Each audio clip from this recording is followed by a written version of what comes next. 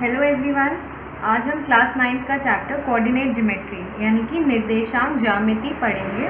हम इस चैप्टर के बेसिक्स कवर करने की कोशिश करेंगे इस वीडियो के अंदर। जैसे कि आप समझते हैं, कोऑर्डिनेट ज्योमेट्री कार्टेशियन प्लेन के बारे में है।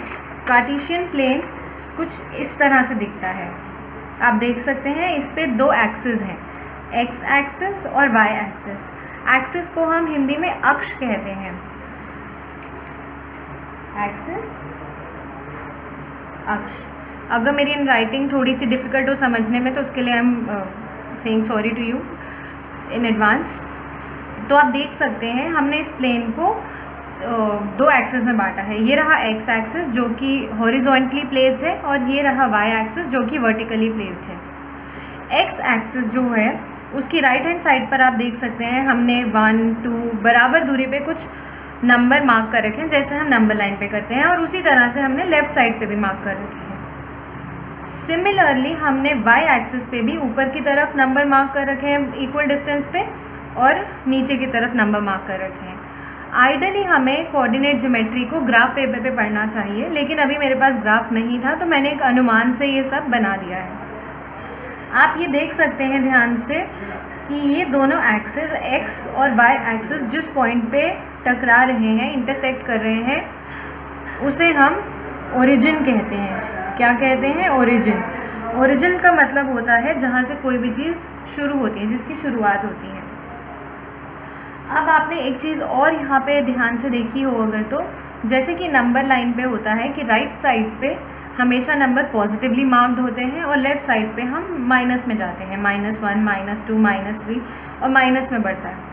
उसी तरह से ऊपर की दिशा में पॉजिटिवली नंबर बढ़ रहे हैं, 1, 2, 3, 4, 5, और नीचे की साइड नेगेटिवली जा रहा है, -1, -2, -3, -4। तो हम इसे सिंप्लीफाई करके इस तरह से लिख सकते हैं, राइट में पॉजिटिव है, लेफ़्ट में नेगेटिव, ऊपर की तरफ पॉजिटिव है और नीचे की तरफ नेगेटिव है। तो ये आप सबको दिख ही गया होगा ऑलरेडी। उसके साथ साथ हम ये देखेंगे कि ये प्लेन 4 हिस्सों में बटा हुआ है। आप सब पहले ही देख सकें, पहला हिस्सा ये रहा सेकंड, ये रहा थर्ड और ये रहा फोर्थ। इन चारों हिस्सों को हम क्या कहते हैं? क्वाड्रेंट। क्वाड्रेंट यानी कि चौथा भाग, मतलब किसी भी चीज़ का 1/4 हिस्सा जो होता है उसे हम क्वाड्रेंट कहते हैं। तो ये हो गया हमारा फर्स्ट क्वाड्रेंट, ये हो गया सेकंड, ये हो गया थर्ड और ये हो गया फोर्थ। ये आप सबको दिख ही रहा है। ये अगर हमें कभी कोऑर्डिनेट ज्योमेट्री का कोई क्वेश्चन आता है कि फर्स्ट क्वाड्रेंट हमें उसमें कोई पॉइंट को, किसी बिंदु को वहाँ पे मार्क करना है, तो यानी कि हम इधर मार्क करते हैं। अगर सेकंड क्वाड्रेंट होता है तो इधर, थर्ड होता है तो इधर और फोर्थ होता है तो इधर। ठीक है। इसके साथ साथ आपने एक और चीज़ पे ध्यान दिया होगा कि ये जो चारों एक्सिस हैं, यानी कि positive X axis, negative X axis, positive Y axis और नेगेटिव वाई एक्सिस, ये चारों के साथ एक एरो है। ये एरो यहाँ पे ये दर्शाता है, ये सिग्निफाई करता है कि ये चारों रेखाएं और आगे बढ़ाई जा सकती हैं। ये यहाँ पे एंड नहीं हो रही हैं। अगर हम यहाँ 8 के बाद 9, 10, 11, 12 जहाँ तक नंबर मार्क करना चाहे कर सकते। उसी तरह से हम वाई में भी 10, 11, 12, -9, -10, यहाँ -10, -11 इसे एक्सटेंड कर सकते हैं। इसीलिए ये एरो यही सिग्निफाई करता है कि इस रेखा को और आगे बढ़ाया जा सकता है। ठीक है।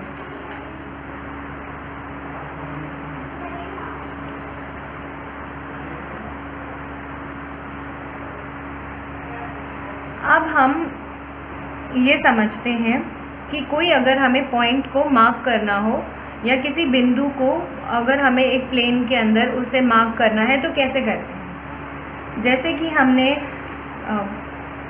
एक पॉइंट लिया, अगर आपको कोऑर्डिनेट ज्योमेट्री में आता है 2,3,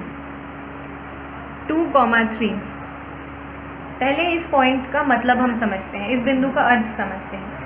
जो पहले वाला अंक होता है वो हमेशा एक्स एक्सिस पे मार्क किया जाता है और दूसरे वाला y एक्सिस पे। ये हमेशा याद रखना है आपको, कभी भी कोऑर्डिनेट ज्योमेट्री में पहले वाला अंक हमेशा x पे मार्क किया जाएगा और दूसरे वाला y पर।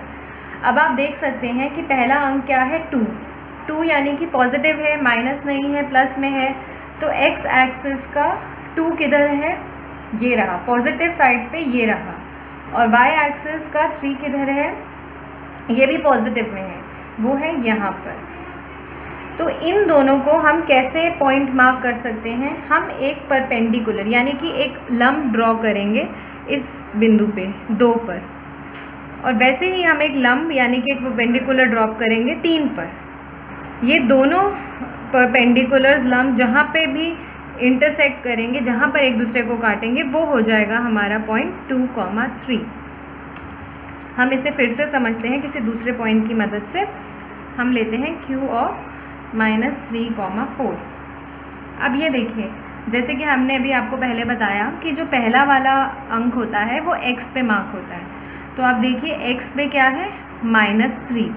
x पे -3 है यानी कि लेफ़्ट साइड पर होगा, जैसे कि यहाँ पे है, यानी कि इधर ये रहा x का -3। और दूसरा क्या है 4, यानी कि y किधर है, पॉजिटिव तरफ, यानी कि ये रहा। अब हमने देखा था पहले कि हमें पॉइंट अगर मार्क करना होता है तो हम वहाँ पर एक परपेंडिकुलर बनाते हैं, तो हम 4 पर एक परपेंडिकुलर बनाए। उसी तरह से हमने -3 पर भी एक परपेंडिकुलर बनाया, और ये दोनों पॉइंट्स जहाँ पर मिले इंटरसेक्ट किए, वो हो गया हमारा -3, 4।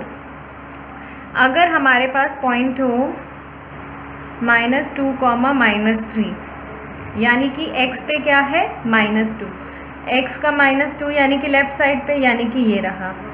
और y का क्या है, -3, यानी कि y का भी नीचे की ओर है, ये रहा। अब इन दोनों पर हमें लंब बनाना है, परपेंडिकुलर बनाना है। दोनों पे हमने लंब बनाया, ये जहाँ पे मेल खा रहा है, इंटरसेक्ट हो रहा है, वो हमारा पॉइंट हो गया -2, -3। इसी तरह से आपको कोई भी बिंदु दी जाए जो आपको प्लेन के अंदर बनानी है, तो हम बिल्कुल इसी प्रकार से बनाते हैं।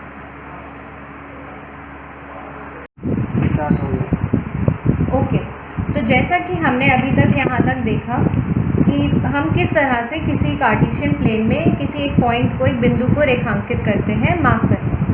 अब हमें एक बहुत ही इंटरेस्टिंग चीज़ यहाँ पे देखने वाली है, वो ये है कि आप देखिए यहाँ पर फर्स्ट क्वाड्रेंट के अंदर, पहले चौथाई के अंदर आप देखें यहाँ पे x और y हम इस तरह से मार्क करते हैं। यहाँ पे x जो है पॉजिटिव में है राइट साइड में, और y जो है यहाँ पर इसके अंदर y भी पॉजिटिव में है, क्योंकि ऊपर की ओर y पॉजिटिव होता है। अब हम सेकंड क्वाड्रेंट में आते हैं। यहाँ पे x जो है वो आप देख सकते हैं इस तरफ x किस में जा रहा है, नेगेटिव में, और y फिर ऊपर की ओर है, तो यानी कि y यहाँ भी पॉजिटिव है।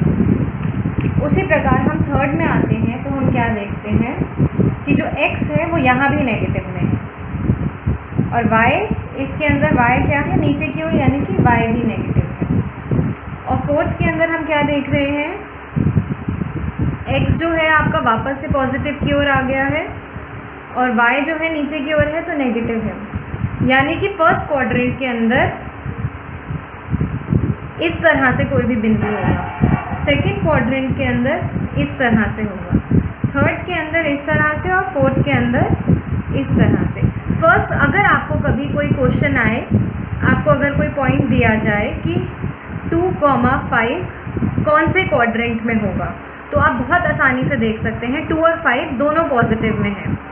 अगर दोनों पॉजिटिव में हैं तो वो किस क्वाड्रेंट के अंदर हैं, आप देख सकते हैं यहाँ पर दोनों पॉजिटिव हैं, यानी कि ये पॉइंट हमारा फर्स्ट क्वाड्रेंट के अंदर आएगा।